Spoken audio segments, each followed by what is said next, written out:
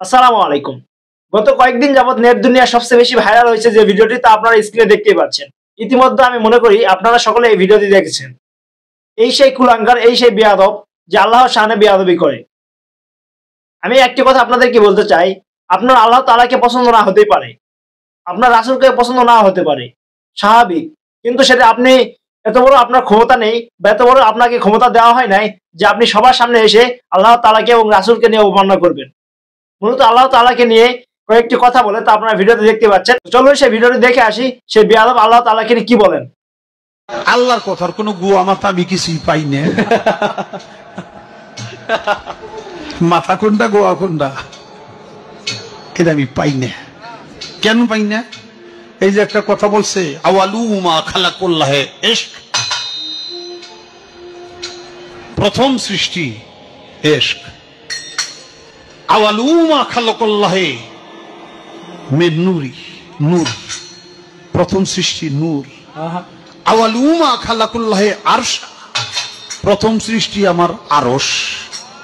দেখেন, আওয়ালু মা খালাকুল্লাহে রূহ, প্রথম সৃষ্টি আমার রূহ।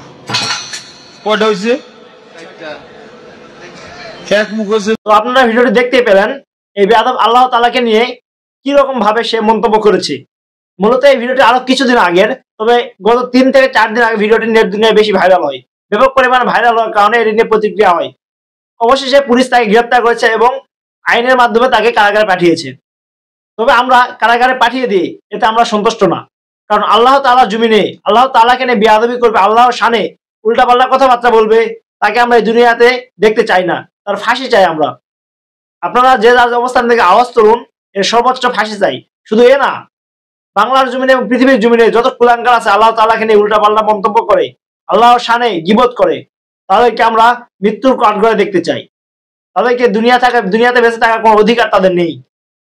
এবং বাংলার জমিনে তো 100% না, আল্লাহ তাআলাকে নিয়ে, কোরআনকে নিয়ে এবং রাসূলকে নিয়ে তারা যারা অবমাননা করবে তাদেরকে এই পৃথিবীতে বেঁচে থাকার কোনো অধিকার নেই।